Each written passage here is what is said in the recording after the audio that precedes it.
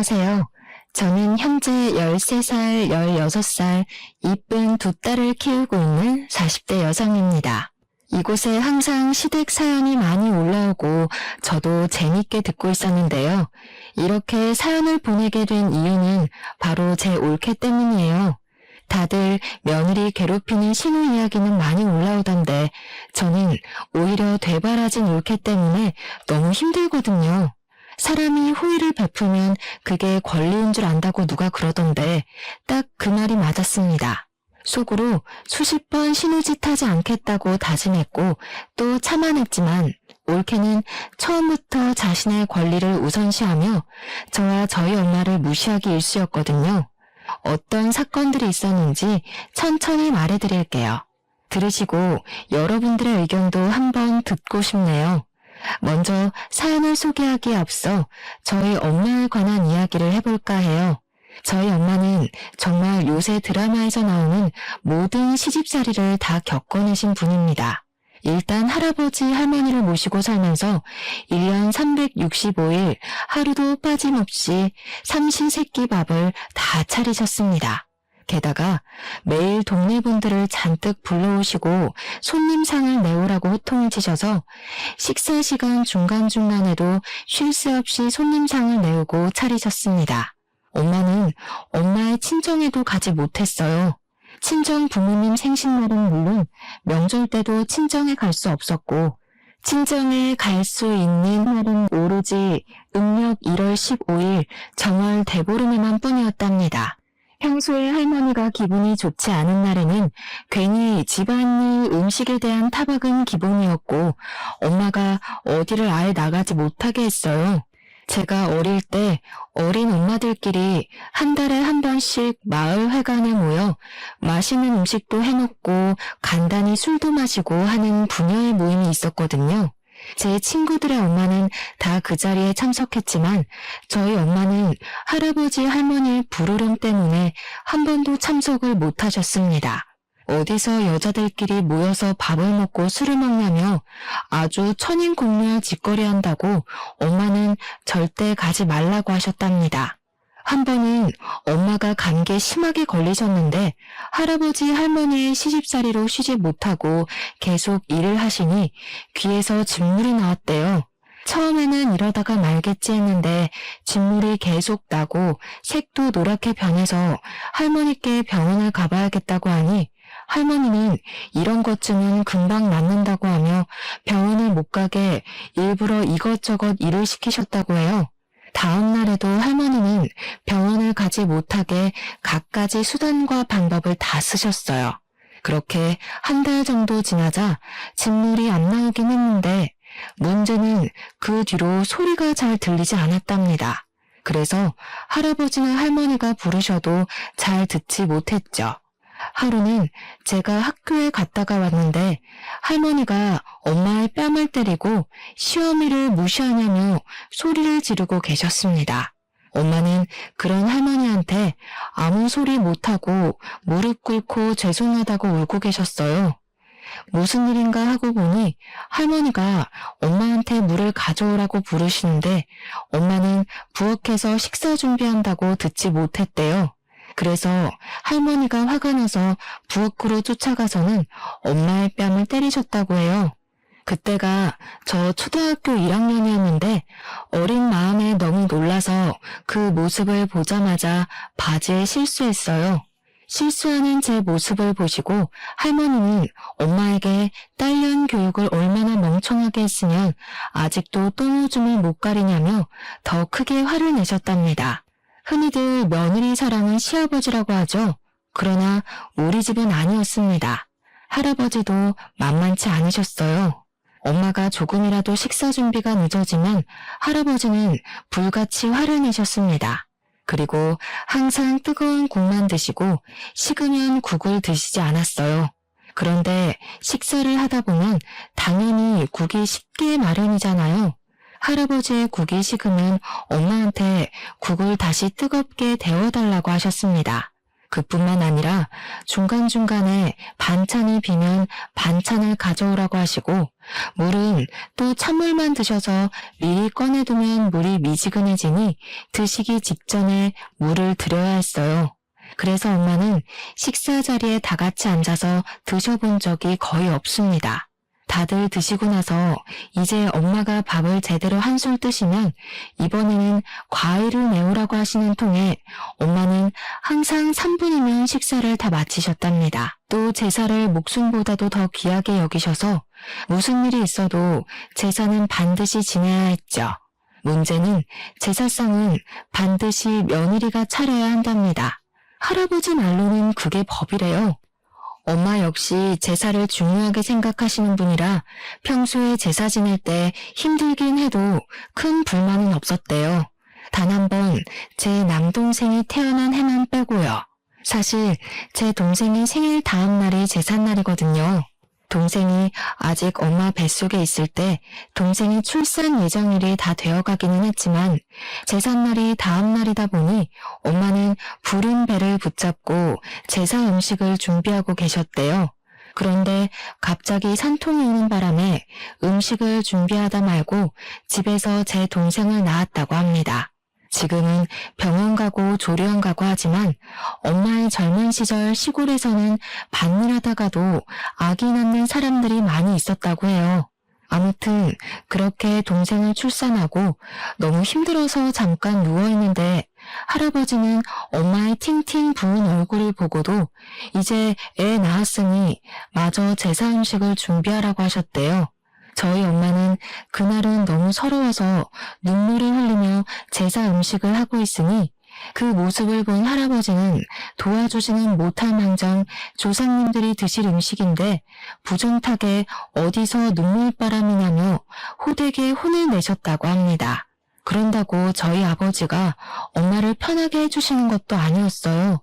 아버지는 일하느라 바쁘셔서 해 뜰 때 집에서 나가셔서 해가 질 때 들어오셨습니다.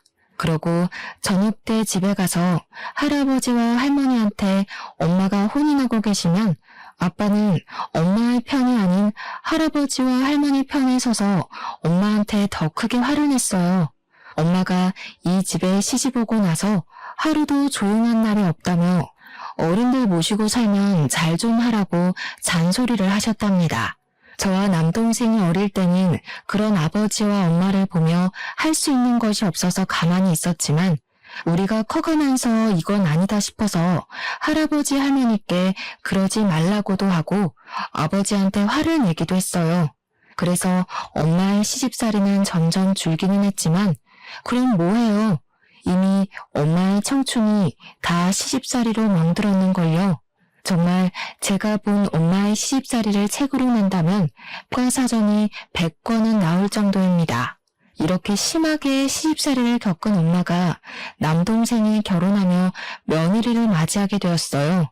우리 엄마는 본인은 시집살이를 심하게 겪었지만 엄마는 절대 며느리에게 시집살이를 시키지 않고 딸처럼 대해줄 것이라고 하셨습니다. 그러면서 저에게도 남동생이 사랑해서 결혼하는 사람이니 신우짓 하려고 하지 말고 여동생 생겼다고 생각하며 잘해주라고 하셨어요. 저 역시 올케도 이제 우리 식구인데 올케를 괴롭게 하거나 군기 잡을 생각조차도 하지 않았기에 엄마의 말씀에 동의하며 요새는 신우짓을 하거나 시어머니 노릇하려고 하면 큰일 난다고 했습니다. 올케는 옆 동네가 친정이고 결혼 후에는 저의 집에서 걸어서 10분 거리에 있는 내의 아파트에서 살고 있었어요. 사실 올케가 잘 웃거나 하지 않고 말도 거의 하지 않는 성격이라 첫인상은 별로였지만 회사에 다니면서 바쁠 텐데도 엄마한테 전화도 자주 하고 일주일에 한 번씩 남동생과 함께 엄마한테 가기도 하고 하더라고요. 솔직히 친정집이 우리 집에서 20분 거리이지만 딸인 저도 2주일에 한 번씩 가는데 며느리가 딸인 저보다 더 자주 가서 엄마의 말벗이 되어주니 참 고마웠어요. 올케가 무뚝뚝하고 차갑게 보여도 엄마를 잘 챙기는 것 같아서 정말 보기 좋았습니다. 저는 그런 올케를 정말 여동생처럼 생각해서 가끔 시간이 맞으면 전화해서 동네에서 맥주도 먹고 싶었지만 올케로서는 이조차 신의 짓이라고 생각할까봐 전화번호는 알아도 연락은 한 번도 하지 않았어요. 엄마 집에서도 음식은커녕 설거지조차 한 번도 시키지 않았고 올케가 설거지하려고 하면 제가 잽싸게 가서 못하게 했습니다. 저와 엄마는 올케에게 시댁도 친정이라고 생각하라고 하며 맛있는 음식을 먹고 쉬고만 갈 수 있게 했어요. 남동생이 결혼한 지 한 달이 지난 어느 날 올케가 임신했습니다. 올케는 입덧도 심하고 몸이 너무 힘들다며 다니던 회사를 관뒀어요. 솔직히 올케는 회사가 야근도 거의 없고 월급도 많이 주고 아빠들에게도 육아휴직을 줄 정도로 복지가 정말 좋은 곳을 알고 있었는데 퇴사를 한다니 조금 아깝더라고요. 하지만 저 역시 두 아이 임신했을 때 정말 우울하고 너무 힘들었기에 올케의 그런 선택을 지지했답니다. 올케는 그 뒤로는 힘들고 입덧한다는 이유로 집에만 있었어요. 가끔 우리 엄마가 반찬을 많이 하셔서 올케한테 잠깐 올 수 있냐고 해도 올케는 힘들다는 이유로 가지 않았습니다. 그래서 제가 엄마의 반찬을 받아서 올케에게 전달해주곤 했는데 그때마다 올케는 나가기 힘들다고 그냥 집 앞에 반찬을 두고 가라고 했어요. 저와 엄마는 올케가 임신한 뒤로 2달 동안 아예 얼굴도 보지 못했답니다. 그러다가 엄마의 생신이 다가왔어요. 올케에게는 결혼하고 처음으로 맞이하는 엄마의 생신이었습니다. 저는 원래 하던 대로 아침부터 미역국을 끓이고 엄마가 좋아하는 잡채와 갈비찜을 만들고 케이크를 사서 엄마의 생신 파티를 하러 저녁에 친정으로 갔어요. 저는 다른 날은 몰라도 이날은 올케가 올 줄 알았습니다. 그런데 올케는 오지 않고 남동생만 오더라고요. 왜 너 혼자 왔냐고 했더니 올케가 힘들어서 못 오겠다고 했다고 하는 겁니다. 저는 도대체 얼마나 힘들길래 시어머니의 첫 생신도 오지 못하나 하는 생각이 들었어요. 엄마 역시 살짝 실망한 표정을 지으셨어요. 그래도 엄마는 아무 말 하지 않고 제가 해온 음식들과 남동생이 사온 소고기를 드시며 우리끼리 즐겁게 지냈습니다. 그런데 생각하면 생각할수록 좀 이건 아니다 싶더라고요. 올케가 임신했으니 생신상은 애초에 바라지도 않았고 힘들면 못 올 수도 있기는 한데 인간적으로 어머니 생신인데 전화는 한 통 해야 하는 거 아닌가요? 그런데 올케는 전화조차도 하지 않았습니다. 이번에는 올케가 괘씸했지만 그런다고 제가 여기에 대해서 올케한테 직접 말하면 신우짓 한다고 오해할 것 같았어요. 그래서 아무 말 하지 않고 있다가 생신 파티를 마치고 집에 가는 길에 남동생에게 올케가 그렇게 많이 힘드냐고 물어봤습니다. 남동생은 아직 입덧도 있고 허리도 끊어질 듯 아파한다면서 집에서도 그냥 누워만 있다고 했어요. 저 역시 임신했을 때 입덧도 심하고 허리 통증이 심했던 터라 올케가 아주 힘들긴 하겠더라고요. 그래서 뭐라고 하려다가 참고 동생에게 회사 다니느라 바빠도 올케 잘 챙겨주라고 했습니다. 다음날 남편은 출근하고 아이들은 학교에 간 후 집안일을 하고 커피 한 잔을 하며 지인들과 친구의 SNS를 구경했어요. SNS를 보고 있는데 올케가 추천 친구 목록에 뜨더라고요. 그래서 한번 들어가 봤는데 입덧이 심하고 허리가 끊어질 듯 아프다고 했던 올케가 친구들과 호텔로 놀러가서 찍은 사진이 있는 거예요. 심지어 이 사진을 올린 시간을 보니 바로 어제 우리가 엄마의 생신 파티를 할 때 사진을 올렸습니다. 그리고 사진 밑에 쓴 글을 보니 1박 2일 동안 오랜만에 친구들과 놀러가서 행복하다고 적혀 있었어요. 그 사진과 글을 보니 너무 황당하더라고요. 그래서 바로 올케한테 전화를 걸었습니다. 올케가 바로 전화를 받길래 지금 혹시 어디냐고 물었어요. 올케는 아주 당당하게 지금 여행 중이라고 말하더라고요. 올케, 어제 우리 엄마 생신이던 거 알고 있어? 어머니 생신인 것은 알고 있었는데 친구들과 여행이 오래전부터 계획되었던 거라서요. 그래서 여행 왔는데 무슨 문제 있나요? 동생은 올케가 입덧도 심하고 허리도 아파서 누워만 있다고 했는데 이렇게 여행 간 사진 보니까 그다지 기분이 좋지는 않네. 여행은 오래전에 친구들과 계획했으니까 그렇다 치고 엄마한테 전화라도 한 통하지 그랬어. 설마 형님 제가 며느리라고 시어머니 생신상 차리라고 시키시려던 건 아니죠? 요새 시대가 어느 시대인데 며느리가 시어머니 생신상 차리고 그래요.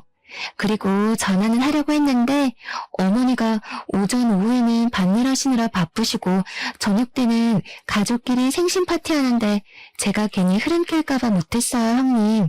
저 지금 친구가 불러서 전화 끊을게요. 저는 올케의 말을 듣고 제가 40대라서 요새 젊은 사람의 생각을 이해 못하나 싶었습니다. 그냥 있으려다가 엄마도 이 사실을 알아야 할 것 같아 엄마한테 전화해서 사실 올케가 지금 여행 중이었다고 했어요.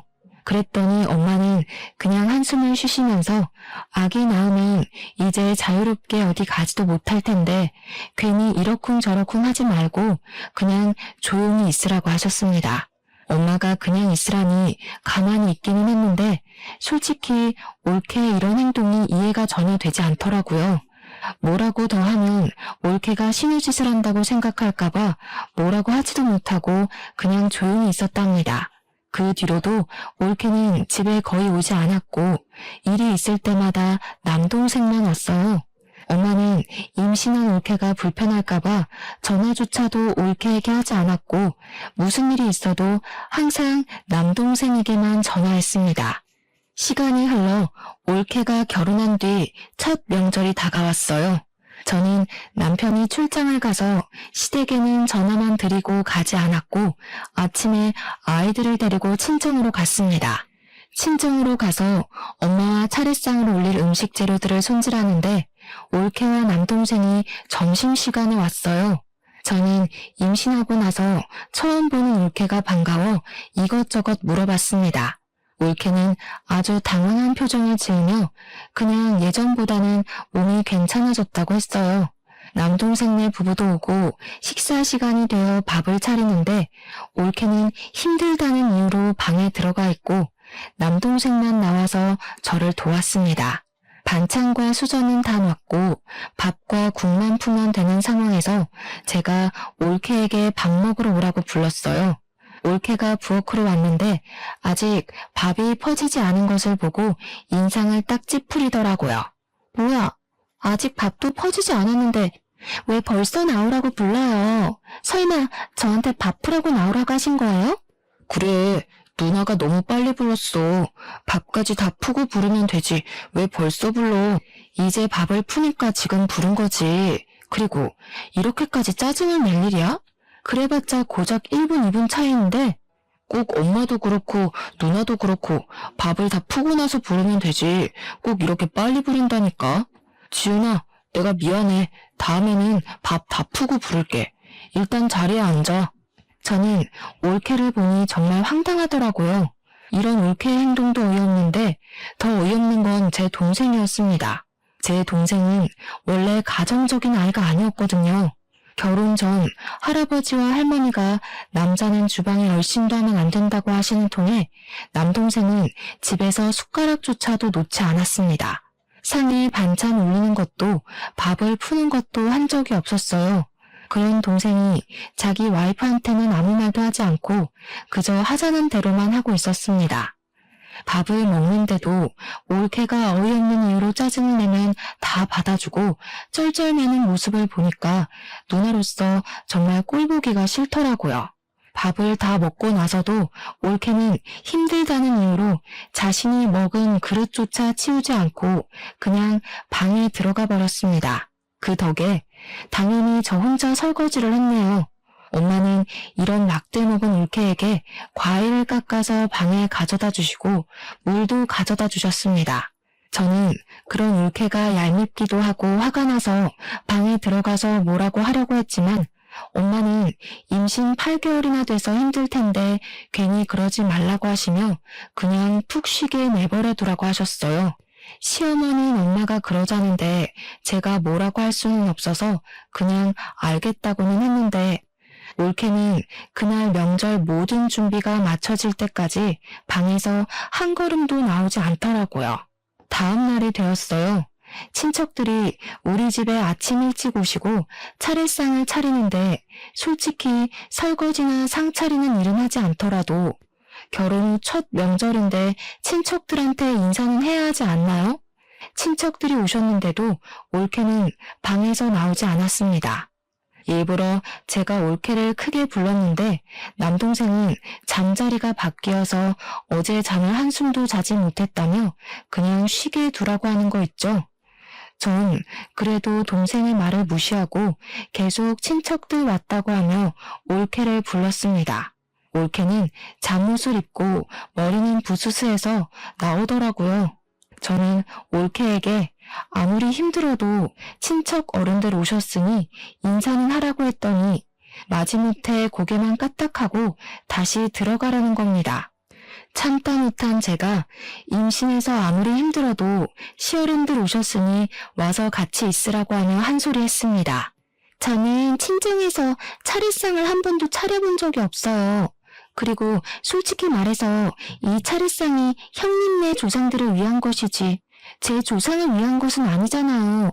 저는 얼굴 한 번 못 본 조상들인데 제가 이 조상들을 위해 상을 차려야 하나요?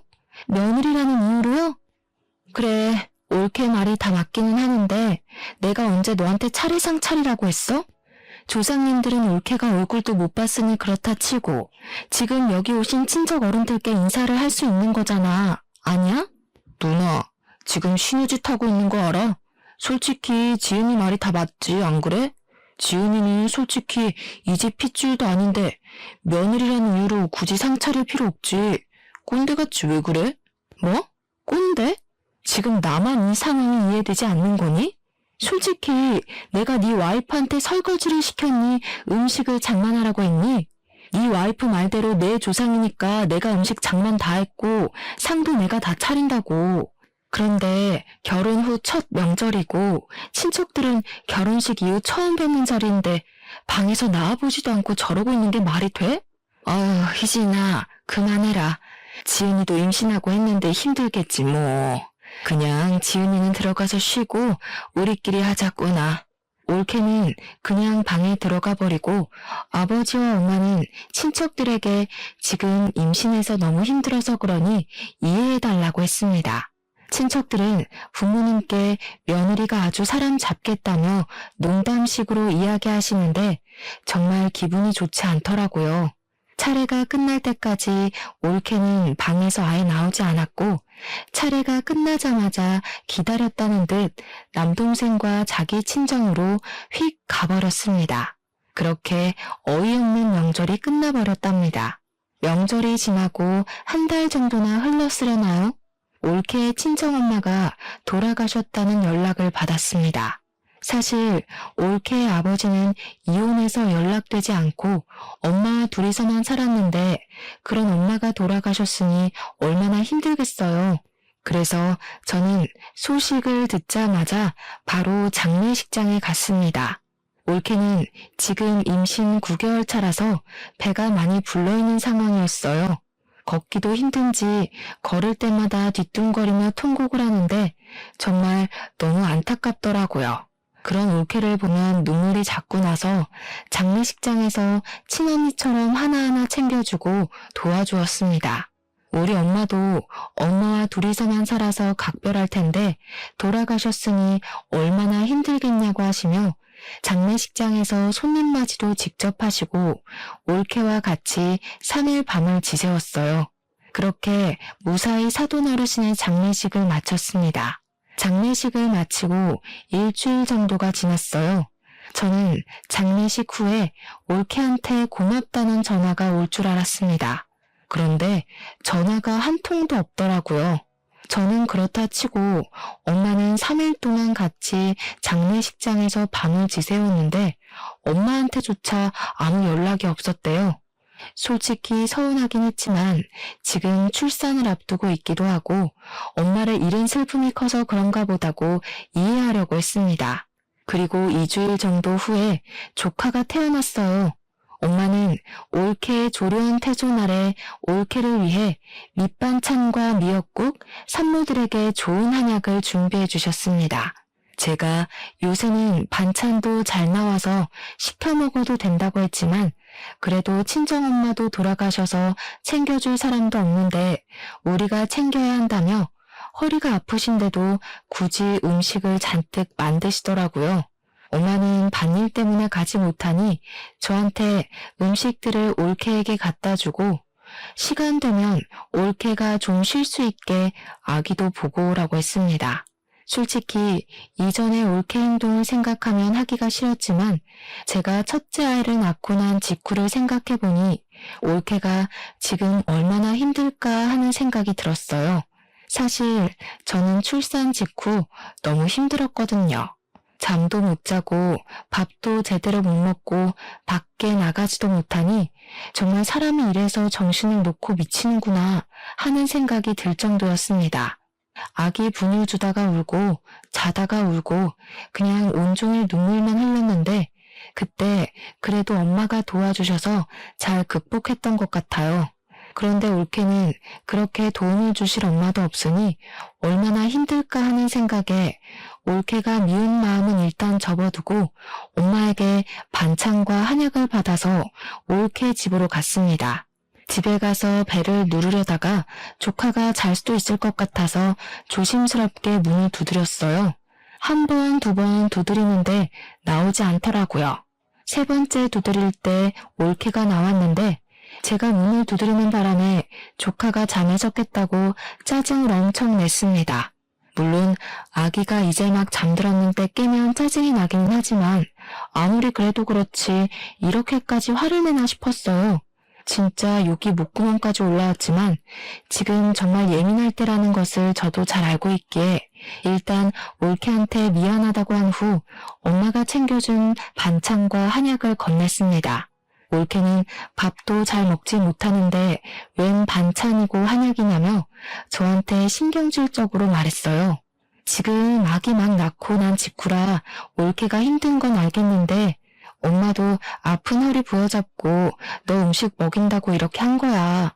네가 엄마의 성의를 이렇게 무시하는 건 정말 아닌 것 같은데? 이 된장 냄새. 개도 안 먹겠다. 우리 집 깨끗한데 더러운 냄새 퍼지잖아요. 그러게 왜 쓸데없는 짓을 해서 사람 스트레스 받게 해요? 그냥 다 갖다 버리든가 해야지. 야, 너 진짜 너무한 거 아니니? 우리 엄마는 너를 진짜 딸처럼 생각했어. 정말 설거지, 음식 한 번 시킨 적도 없고 바란 적도 없었어. 이 음식들도 난 반찬 시켜 먹어도 되니 굳이 할 필요 없다고 했는데 엄마는 친정엄마도 돌아가셔서 챙겨줄 사람이 없으니 우리가 챙겨야 한다며 굳이 음식을 만드신 거야. 그런데 너는 지금 말하는 꼬락서니가 이게 뭐야? 진짜 보자 하니까 너무하네. 꼬락서니요? 와, 진짜 이렇게 신우짓 하고 싶어서 그동안 어떻게 참으셨대요? 설거지요? 며느리는 꼭 설거지 다 해야 해요? 아니 솔직히 우리는 남인데 설거지며 음식이며 그게 웬 말이에요? 신우짓? 그리고 우리가 남이라고? 정말 넌 그렇게 생각해? 너와 내 남동생이 결혼했어도 남남이라고? 그렇잖아요. 아니 시부모님이 나한테 돈을 주기라도 했어요? 아니면 이 집을 마련하는데 도움을 주기라도 했어요? 제 친구는 결혼하며 최소 1,000만 원, 많으면 몇 천만 원도 받으며 결혼했대요. 그런데 난 결혼하고 지금까지 시부모님께 땡전 한 푼도 받은 적이 없어요. 제가 시부모님한테 무슨 도움을 받기로 했어요? 아니면 돈을 받기로 했어요? 그런데 제가 왜 며느리 노릇을 해야 해요? 그렇게 생각한다는 거지? 지금 네가 한 말 우리 부모님께 다 말씀드려도 되니? 당연하죠. 얼마든지 말씀드리세요. 받은 것도 없는데 제가 왜 며느리 도리를 해야 하는지 모르겠네요. 솔직히 나이 몇 살 더 먹었다고 신우짓하는 거 너무 역겹네요. 그리고 제가 이런 더러운 된장 냄새 나는 거 처먹을 줄 알았어요? 착각하셨네요. 아줌마나 먹어요. 난 일단 더러운 음식 안 먹으니까. 올케가 저한테 아줌마라고 말하는데 순간 혈압 올라서 올케 뺨을 때려버렸습니다. 우리 엄마가 허리 아프신데도 불구하고 올케 먹여야 한다고 새벽부터 이 음식들을 만드셨거든요. 올케는 엄마의 그런 고생을 생각하기는커녕 더럽다고 갖다 버린다는데 정말 그야말로 화나더라고요. 제가 뺨을 때리니 눈을 흘기며 제게 막말하던 올케 눈에 눈물이 송골송골 맺혔어요. 저는 울든 말든 올케는 쳐다보지도 않고 그토록 깔끔한 채 하던 올케 집 거실 한가운데에 침을 쩍 뱉었습니다. 그리고 음식과 한약들을 다시 다 챙겨서 친정에 갔어요. 집에는 아버지도 계셨는데 아버지는 반찬과 한약을 왜 도로 가져왔냐고 하셨습니다. 그래서 조금 전에 올케와 나눴던 대화를 하나도 빼먹지 않고 다 말씀드렸어요. 아버지한테 다 이야기를 하니 남동생에게 전화가 오더라고요. 누나, 진짜 너무한 거 아니야? 지은이 지금 누나가 신우짓해서 스트레스 받아가지고 못 살겠다고 울고불고 난리 났어. 네 마누라야말로 너무한 거 아니냐? 솔직히 우리 엄마가 네 마누라한테 며느리라고 뭐 하라고 한 적 있었어? 그리고 결혼할 때 우리가 집 장만 못 해준 것은 사실이지만 솔직히 마누라도 혼수 준비 안 했잖아. 지금 집 못 해주고 돈 못 줬다고 시위하는 거야? 솔직히 지은이 말이 맞잖아. 우리 힘으로 집 장만하고 돈을 받은 것도 없는데 지은이가 왜 아무것도 받지 않은 부모님과 누나의 눈치를 봐야 하는 건데? 저는 남동생에게 더 뭐라고 하려고 했는데 아버지가 남매끼리 이게 지금 뭐하는 짓이냐며 화를 내셔서 일단 전화를 끊었습니다. 아버지는 집안 꼴 잘 돌아간다며 화를 내며 방에 들어가시고 엄마는 반찬과 미역국, 한약을 다 버리셨어요. 원래 우리 엄마는 음식을 버리는 것은 죄라고 생각하시며 상한 음식이 아니면 절대 음식을 버리지 않으시는 분이세요. 그런 엄마가 얼마나 화가 나셨으면 자신이 직접 만든 멀쩡한 음식을 다 버리셨을까요? 생각하면 할수록 올케의 행동이 너무 괘씸하고 용서가 되지 않았습니다. 이런 일이 있고 나서 남동생과 올케는 나는 물론 부모님께도 연락 한 통도 없었어요. 솔직히 이 상황이 이해가 가지 않지만 100번을 양보해서 올케의 말이 다 바르다고 해도 남동생은 부모님이 그동안 키워주고 이만큼 길러주셨는데 이딴 식으로 행동하는 것이 정말 용납이 안 되고 화가 났습니다. 하지만 부모님은 남동생과 올케의 막대먹은 행동에도 아무 말씀도 하지 않으시고 여전히 가만히 계셨어요. 그러다가 아버지의 칠순이 다가왔습니다. 아버지는 잔치는 원하지 않으셨고 그냥 가족끼리 좋은 펜션이나 호텔 잡아서 여행이나 가서 재밌게 놀고 오자고 하셨어요. 저는 남동생에게 이런 상황을 이야기하려고 했는데 전화를 받지 않아 카톡을 남겼습니다. 남동생이 다음날 전화를 했는데 자기들은 아이가 어려서 못 가겠다고 하더라고요.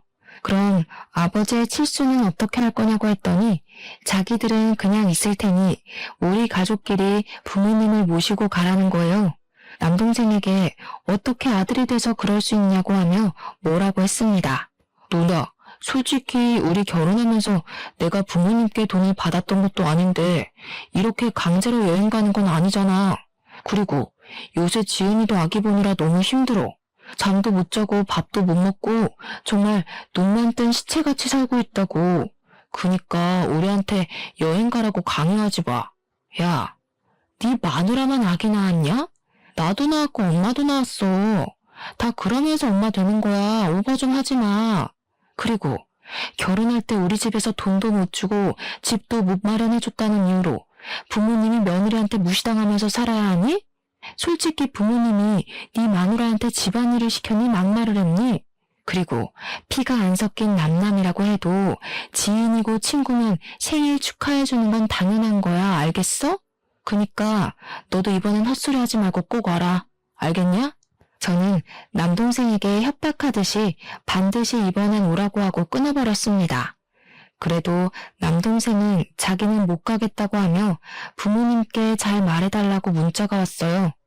저는 너무 열이 받아서 엄마한테 전화로 다 이야기했습니다. 엄마는 아버지가 이번 여행 때 중요한 이야기를 할 것이라며 반드시 전원 다 참석하라고 하셨다고 했어요. 무슨 중요한 말씀이냐고 했더니 이번에 아버지가 할아버지께 물려받은 땅을 팔고 2억을 받았다고 하더라고요.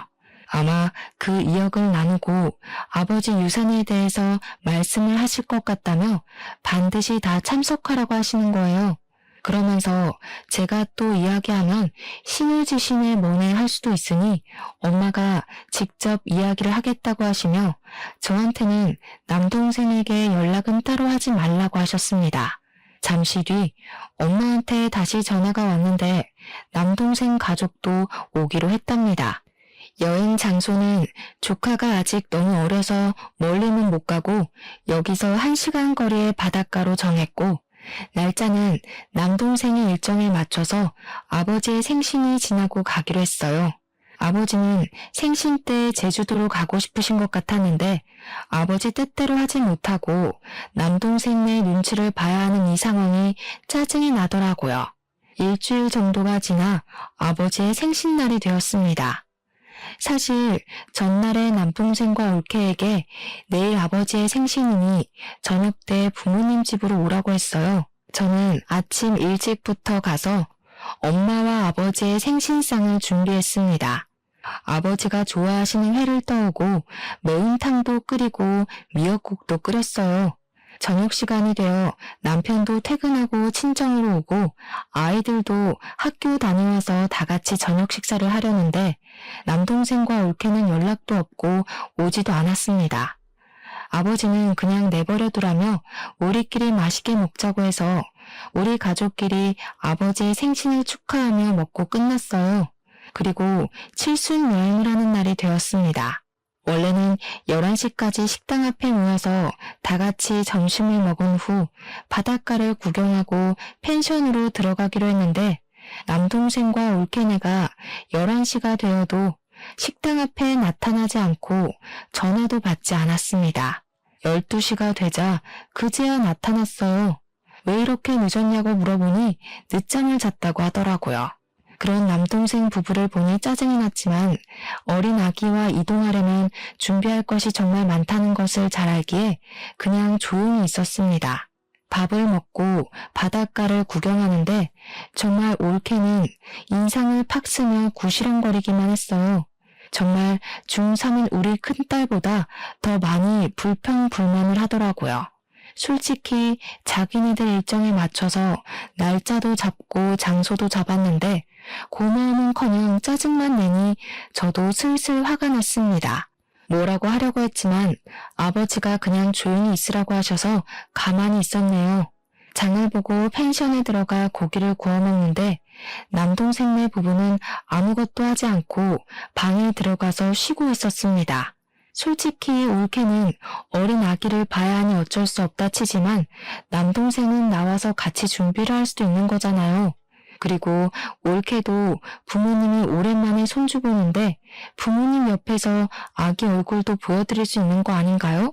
부모님은 손주 얼굴 보고 싶으신데 올케가 방문을 닫고 들어가 버리니 보지도 못하고 그냥 거실에 앉아 계시는데 참 할 말은 많았지만 꾹 참고 가만히 있었습니다. 어쨌든 우리 부부는 고기를 열심히 구웠고 고기가 다 구워지니 그제야 남동생네 부부가 나와서 먹기만 하고 다시 들어갔어요. 원래는 다 같이 고기를 먹으며 술도 한잔하려고 했지만 남동생네 부부가 저런 식으로 나오니 술맛도 나지 않더라고요. 그래서 술은 먹지 않고 고기만 먹고 저와 남편 둘이서 먹은 것을 다 치웠습니다. 정리하고 쉬고 있는데 아버지가 할 말이 있다고 하며 남동생네 부부더러 나오라고 하셨어요. 이번에 내 앞으로 있던 땅을 처분해서 2억의 현금이 생겼다. 솔직히 이제 나는 앞으로 살 날이 얼마 남지 않았으니 이 돈을 너희에게 나눠주려고 한다. 일단 내 옆에서 평생을 고생했던 너희 엄마에게 1억을 주고 회사 일로 바쁜 와중에도 우리를 잘 챙겨준 우리 사위한테 5천만 원, 그리고 큰딸에게 5천만 원을 주려고 한다. 그럼 우리 부부는요? 우리 부부는 그 돈 안 줘요? 대단하신 네 아내분께서 우리는 핏줄 하나도 섞이지 않은 남이라고 하지 않았니? 내가 자선사업가도 아니고 남한테 왜 내 돈을 줘야 하지? 그리고 너희는 몰랐겠지만 내 앞으로 있는 땅이 좀 된다. 내가 죽으면 그 땅의 50%는 너희 엄마한테 줄 거고 남은 50%는 큰딸과 사위 것이다. 경진이네 부부에게는 내 유산 10원도 내줄 수 없으니 그리 알아라. 아버지, 너무하신 거 아니에요? 어떻게 이 집 아들한테 재산을 하나도 안 물려줄 수가 있어요? 그러다 돌아가시면 제가 아버지 제사 안 차려도 돼요?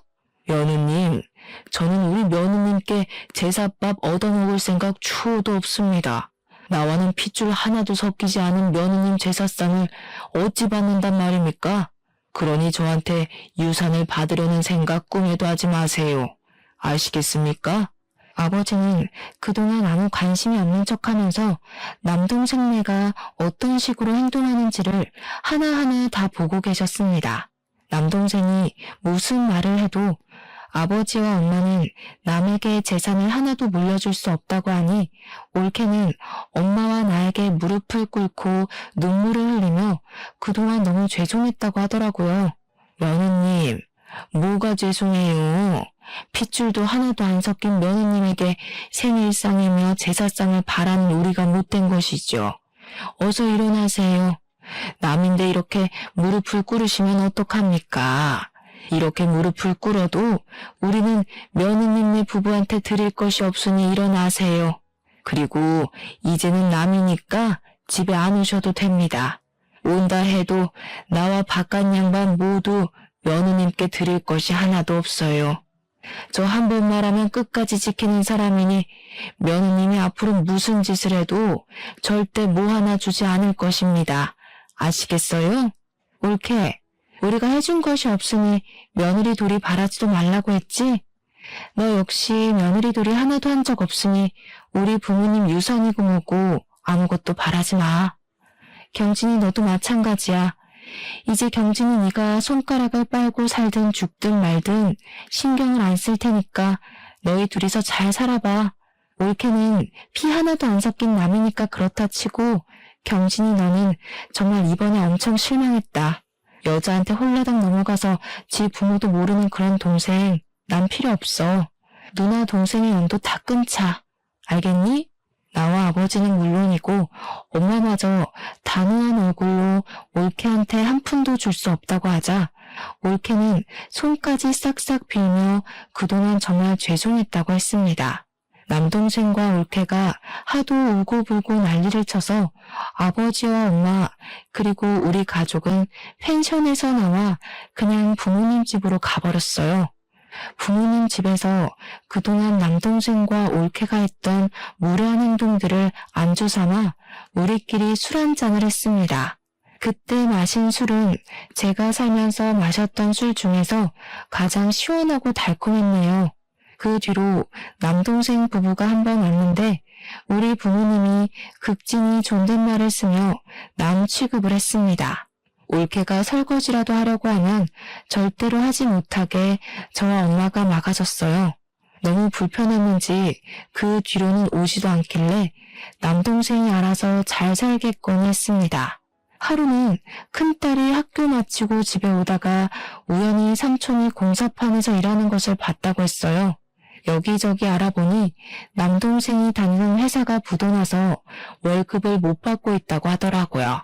그리고 며칠 뒤 남동생과 올케가 싸구려 과일 세트를 들고 우리 집에 와서는 다짜고짜 무릎 꿇고 죄송하다고 하면서 아버지한테 받은 돈 5천만 원을 좀 빌려달라고 했습니다. 순간 예전에 올케 집에 반찬을 들고 갔을 때 올케가 제게 했던 행동이 떠오르더라고요. 아줌마, 무릎 꿇고 이러면 저희가 돈을 줄 거라고 생각해요? 저희 어차피 남이잖아요. 저는 자선사업가가 아니라서 빌려줄 돈도 없는데. 아, 그리고 그때 저한테 뭐라고 하셨어요? 걔도 안 먹을 음식 가져와서 스트레스 주냐고 말했었죠? 저도 지금 아줌마가 걔도 못 먹을 쓰레기 과일 가져와서 너무 스트레스 받네요. 어쩜 이렇게 싸구려만 골랐대? 음식물 쓰레기통에 다 버려야겠다. 당장 우리 집에서 나가요. 안 나가면 신고할 거예요. 그래도 무릎을 꿇고 일어나지 않고 울고불고 난리길래 경찰을 불러서 쫓아내버렸습니다. 그 뒤로는 연락이 끊겼고 부모님도 그런 자식 필요 없다며 연락 안 하고 살아서 어떻게 살고 있는지 모르겠어요. 저의 사연은 여기까지입니다. 흔히 하는 말로 가만히 있으면 가만히로 본다고 하죠. 저와 엄마는 올케를 여동생, 친딸로 생각하고 제 상식으로는 이해하기 어려운 행동을 해도 그냥 가만히 있었는데 그 결과 올케는 지나치게 선을 넘었고 지금은 가족의 연까지 끊어져 버렸네요. 솔직히 올케가 그때 무릎 꿇고 죄송하다고는 했지만 그 인성이 과연 어디 갈까 싶어요. 마지막으로 그렇게 심하게 시집살이를 당하셨지만 본인의 며느리에게는 절대 시집살이 시키지 않겠다며 막대먹은 올케에게 싫은 소리 한 번 하지 않으신 저희 엄마를 존경합니다. 그동안 남들보다 더 많은 눈물을 흘리며 사셨으니 남은 생에는 남들보다 더 많이 웃으며 사셨으면 좋겠어요. 아무튼 저의 이야기 들어주셔서 감사합니다.